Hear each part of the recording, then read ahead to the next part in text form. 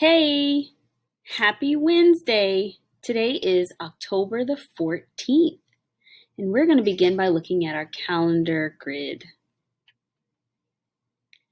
As you may know, every day we turn over a calendar marker, and every day we're updating our observation chart so that we can find some equivalent names for the things that we're seeing on our calendar markers. Before we start, I wonder, can you predict what today's marker may look like?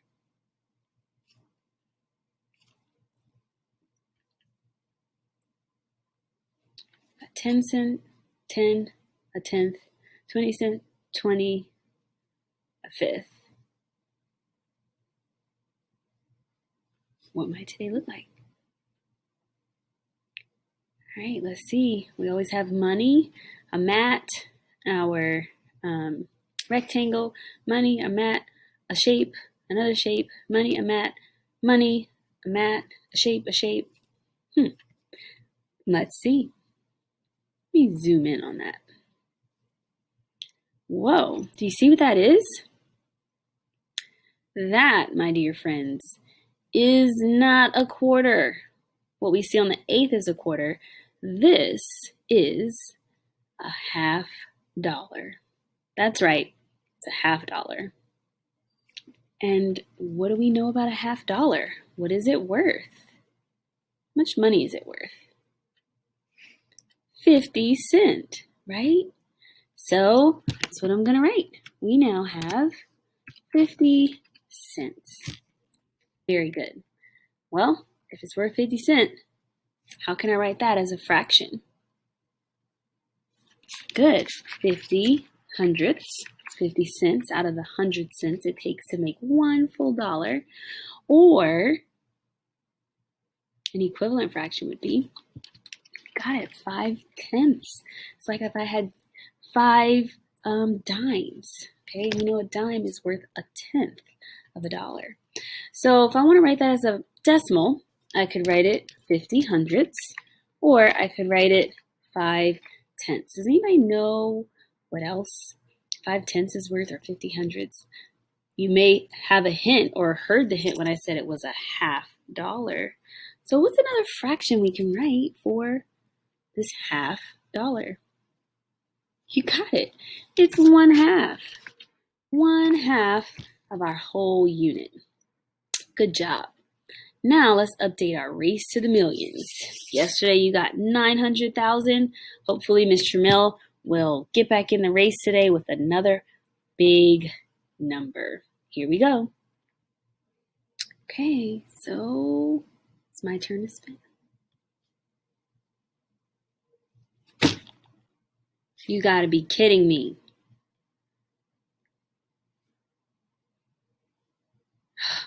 Okay, so I guess that means I'm gonna have to use the tens place again because I have a low number and I don't want to put that small number in my 100,000s place.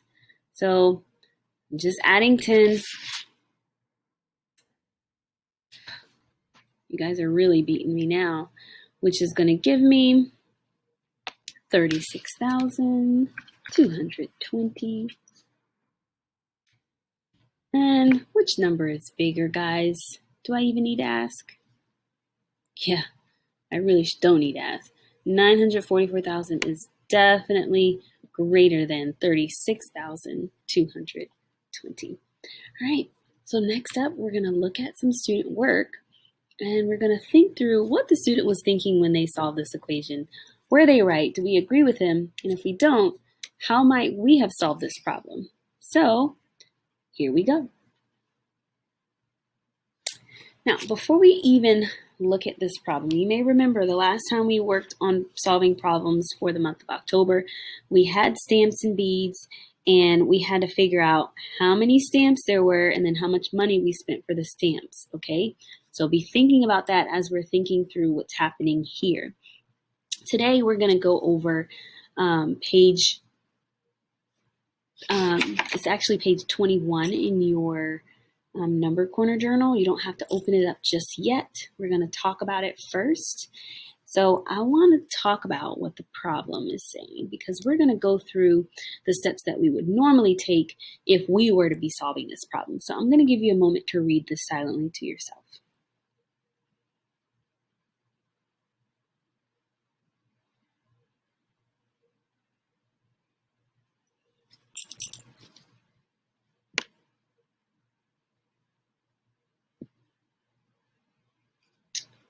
Just for the sake of cover that. All right. So what is this problem asking? Okay, I'll read it out loud. So we're looking at Christopher's work today, but here's the problem. Violet bought a 3x5 sheet of stamps. The stamps cost 32 cents each. How much did Violet pay for the entire sheet of stamps? So what is the problem asking? Yeah, we have to figure out how much money they spent on stamps. It's more stamps problem, just like we did earlier this month. All right, so what would you do if you were to solve this problem?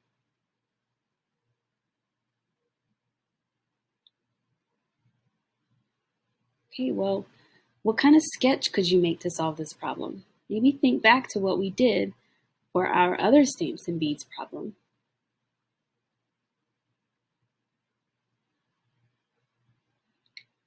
Right.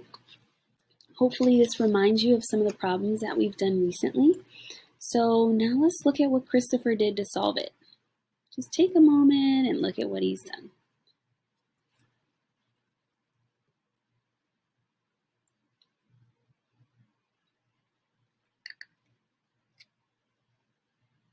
Right. What does Christopher think he needs to do to solve this problem? What is he thinking?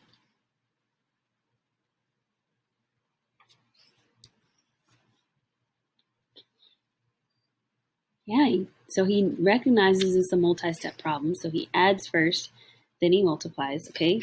That is his strategy. What strategy does he use then to multiply? Great, he broke up the 32 into 30 and 2. So he multiplied 8 times 30 and then 8 times 2 and added those two products together. Do you agree with this strategy?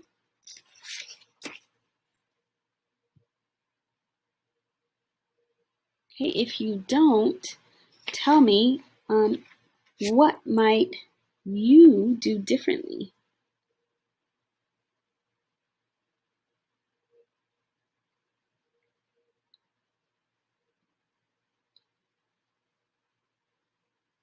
Okay, so now is the time I want you to open up your Number Corner journals and turn to page 21, because we are going to answer number 1 at the bottom of page 21, which says, do you agree? So we kind of had this discussion just now.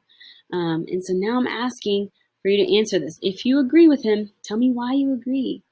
And if you disagree with him, explain why you disagree, and then show how you would solve the problem. So you may want to pause this video so that you have time to answer this question and work it out. All right, so let's hear some thoughts. What did you write for question number 1?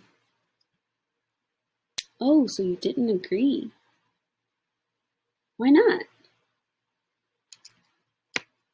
Okay, so it's a 3x5, which means I can't add those. I have to multiply those numbers.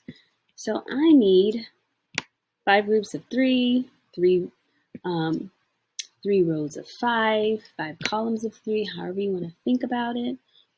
And that's going to tell me that I have how many stamps? Right, I actually have 15 stamps. So then what was your equation to solve for how much money was spent on the stamps? Okay, so you did, I'm going to use my pen tool here, you did 15 then times 32. All right, so I'm going to write that down. So we really should have had 3 times 5 and then times 32, which is going to give us the cost for stamps, okay? And I'll just use S to make it consistent with what we've done. So that means we have 15 times 32. So how'd you solve for 15 times 32?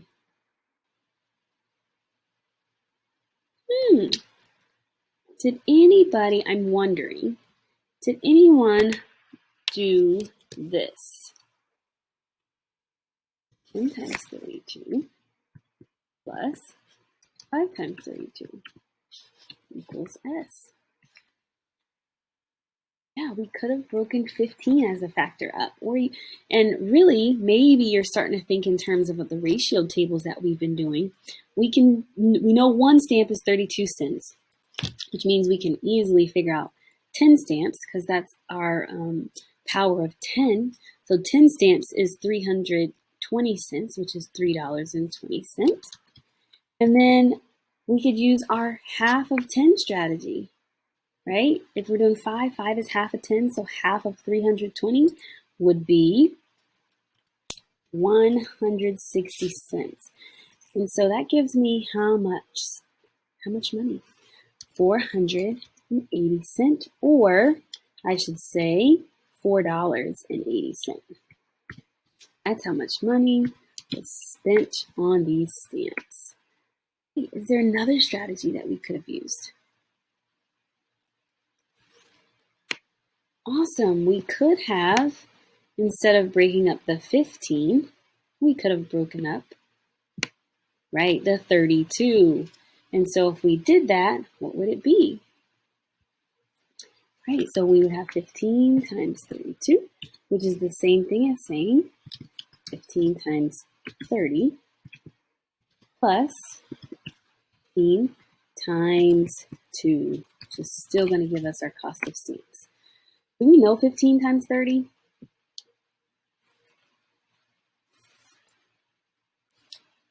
Okay, well, we could do 15 times 3 times 10. 15 times 3 is 45, so 15 times 30 is 450. And then 15 times 2 is just 30. So we would still get 480 cents. In other words, $4.80, no matter which method we chose to use. Which strategy do you think was most efficient or easiest to use? Breaking apart the 32 or using the 10 strategy where we know the half of 10? Probably breaking apart 15 because multiplying by 10s are very easy. We would have done just an extra step to figure out 15 times 30 by breaking up 30 into 3 times 10. Okay, so let's look back now at what he did so we can see that what he did really was incorrect. So now I'm wondering, let's turn to the second page, and I want you to look at that question. Read it silently to yourself first. And then look at how Alexis now is solving this problem.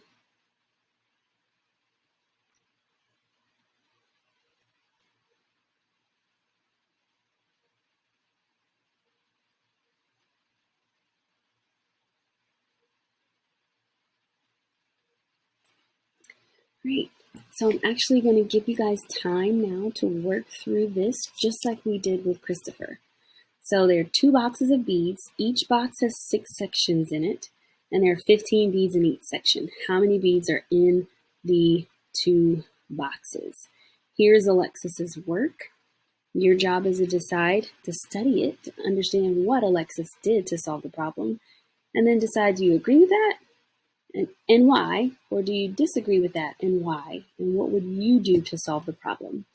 So you have the rest of our number corner time today to work through this problem. And if you don't finish it before we meet again in 2 days, so on Friday, then you can work on it when you finish your other work early or any other time so that by the time we meet again on day 12, so today is day 10, so in 2 days, you should have finished this work, okay?